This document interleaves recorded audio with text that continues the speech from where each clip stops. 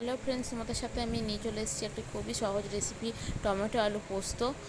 তো পোস্তটা বানানোর জন্য আমার লাগছে আলু ছোটো ছোটো করে কেটে নিয়েছি, দুটো টমেটো ছোটো ছোটো করে কেটে নিয়েছি, আর দুটো পেঁয়াজকে কুচি করে নিয়েছি। আর ফোড়নের জন্য লাগছে গোটা শুকনো লঙ্কা, আর এখানে কাঁচা লঙ্কা নিয়েছি, আর পোস্ত।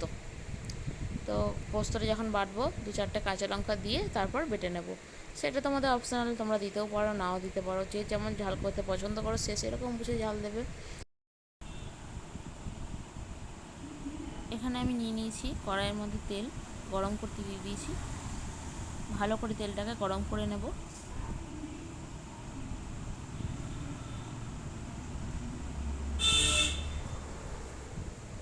আর এটা কিন্তু খুব অল্প তেলের মধ্যেই হবে রান্নাটা, খুব একটা বেশি তেল লাগবে না। তেলটা খুব ভালো করে গরম করে নেওয়ার পর এবার শুকনো লঙ্কাগুলোকে ফাটিয়ে দিয়ে দেবো। আমি এখানে দুটো শুকনো লঙ্কা দিয়েছি, কারণ আমি কাঁচা লঙ্কা ইউজ করছি এখানে।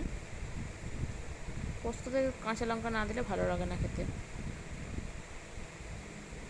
এরপর পেঁয়াজ কুচিগুলো দিয়ে দেবো। তোমরা কিন্তু চাইলে এটা নিরামিষও করতে পারো, পেঁয়াজটাকে বাদ দিয়ে কালো জিরেও ফোড়ন দিতে পারো। এখানে আমরা পেঁয়াজগুলো কিন্তু হালকাভাবে ভাজবো।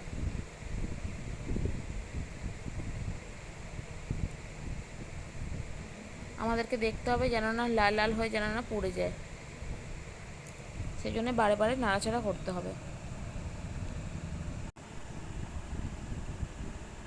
আমাদের প্রায় ভাজা ভাজা হয়েই এসছে পেঁয়াজগুলো, হালকাভাবে ভাজবো বলেছিলাম, তো হালকাভাবেই হয়ে এসছে, দেখতেই পাচ্ছ। আমার কিন্তু কড়াইয়ের মধ্যে একটাও পেঁয়াজ লেগেও যায়নি কিংবা পুড়েও যায়নি। পুড়ে গেলে কিন্তু খেতে ভালো লাগবে না, মানে একটু বেশি ভাজা হয়ে গেলে ভালো লাগবে না খেতে আলু পোস্ত পেঁয়াজ।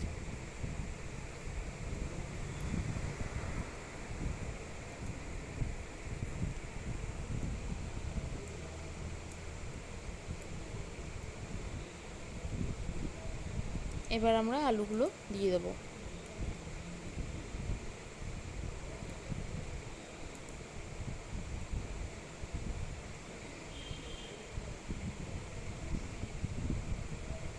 সুন্দরভাবে নাড়াচাড়া করব। তার আগে একটু নুন দিয়ে দেবো, যাতে আলুর ভেতরে নুনটা একটু ঢুকে যায়। নুনটা কিন্তু তোমরা পরিমাণ মতো দেবে।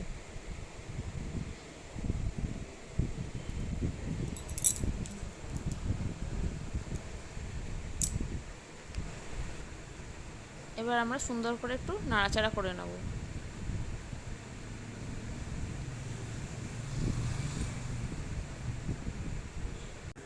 সুন্দর করে নাড়াচাড়া করার পরে কিন্তু আমরা একটু ঢেকে দেব।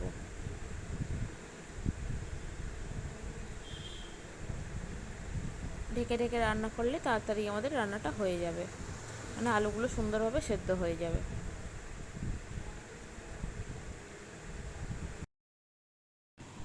এদিকে আমরা পোস্তটা 4টে কি 5টা কাঁচা লঙ্কা দিয়ে, যে যেমন ঝাল খেতে পছন্দ করে সেরকম বুঝে দেবে। তো দেওয়ার পরে আমরা বেটে নেব। আমি এখানে 5টা দিলাম।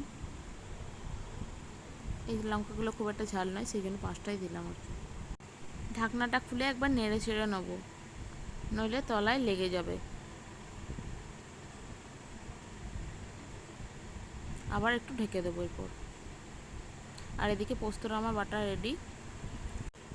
দেখো প্রায় হয়ে এসছে ভাজা ভাজাটা আমার, মানে আলুটাকে ভেজে নিতে হবে, কি সুন্দর করে লাল করে একটু ভেজে নিতে হবে, তাহলে দেখতে খুব সুন্দর হবে। এরপর টমেটোটা দিয়ে দেবো। অনেকে আবার জলটা দেওয়ার পরে টমেটো দেয়, কিন্তু আমি এর মধ্যেই একটু দিয়ে ভেজে নিই, তাতে আরও কালারটা সুন্দর আসবে, সেই জন্যই দিই। তোমরা চাইলে জলটা দেওয়ার পরেও টমেটোটা দিতে পারো, তাতে কোনো অসুবিধা নেই। এবার সুন্দর করে আরেকবার নেড়ে নেবো, দিয়ে জলটা দিয়ে দেবো। এবার তলায় লেগে লেগে আসছে, এবার দিয়ে দিতে হবে জল।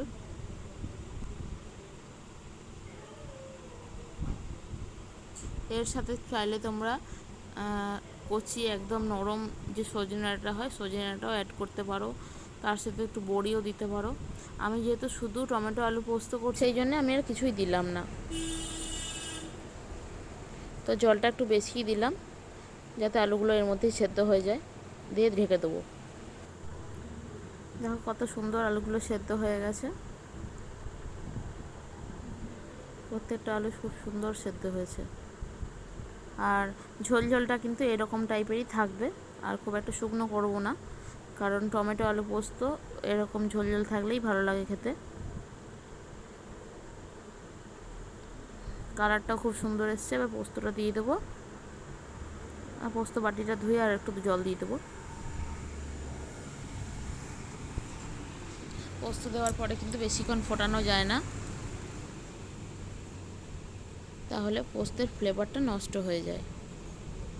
এবার আমরা একটু নাড়াচাড়া করে গ্যাসটা অফ করে দেব। তারপর নামানোর আগে কিংবা নামিয়ে কয়েকটা কাঁচা লঙ্কা চিড়ে দেবো। সেটা অপশনাল, তোমরা দিতেও পারো নাও দিতে পারো, দেখতে সুন্দরের জন্য এটা দেওয়া হয়। দেখো কত সুন্দর একটা কালার চলে এসছে। যতটা সুন্দর কালার এসছে ততটাই সুন্দর কিন্তু খেতেও লাগবে। আর খুবই সহজ একটি রেসিপি, এটা দেখতেই পেলে তোমরা, আর খুব সহজভাবেই বানানো যায়, আর বেশি টাইমও লাগে না।